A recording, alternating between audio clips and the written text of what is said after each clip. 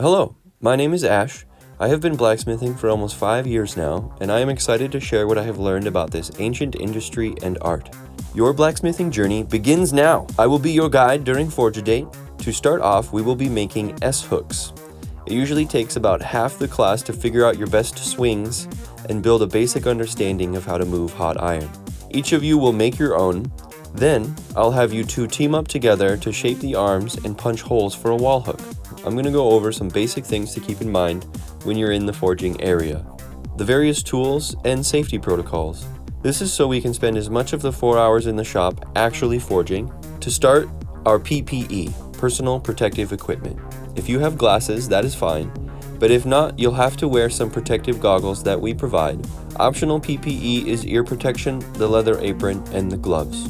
Now we will be working on anvils. Basic anvil anatomy.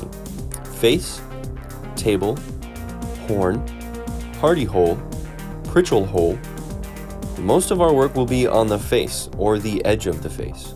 Two significant differences in steel: mild steel and alloy steel. Mild steel is low carbon and little to nothing else other than iron. Very useful to work with, but not good for tools because it won't harden. For tools, we have alloy steels.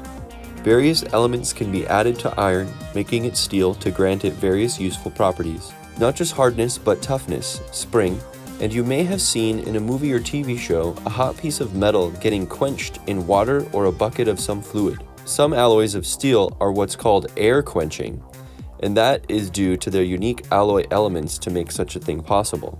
Anvil faces are a hardened surface, and so are the faces of our hammers. So this means if they collide, one is getting dented or might even chip. So as we're working, the goal is a lot like ceramics. We are pinching the hot iron between hard anvil and hard hammer to get some kind of movement of the material. It's sculpture. Now for hammers. We'll have you start small and potentially work your way up if you want to and have the skills. We have a scale of hammers, but I usually don't go higher than 2 pounds for beginners. Hammers are cool because depending on their shape and face, they can offer unique capabilities. The most common hammerhead other than rounded or ball would be peen, cross peen, or straight peen. These are used to move material more in a particular direction than the general movement available via the basic blacksmith hammer. Next up, we have tongs. These can get wild, and some smiths make tongs just for one particular job or material. I usually bring whatever stock material I'm working on to the tongs and test fittings while everything is cold. Okay, that's the basic of what tools our hands will be using. Now for some basic safety. It's best to assume everything is hot. Metal glows red when it really heats up, but it can be hot without glowing. Iron can be 1,000 degrees and look as cold as any other iron in the shop. That's why we say it's best to assume everything is hot. There is this simple method we use to navigate an environment containing such burn opportunities. Approach palm out.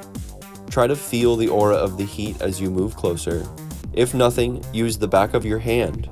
If still no heat is felt, get closer and then tap whatever you're trying to pick up with the back of your hand.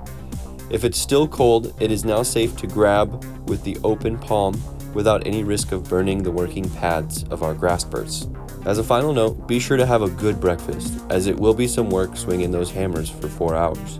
Please wear as much natural fiber as you can, and leather shoes if you have them. We will be getting a little dirty as well, so leave your best at home.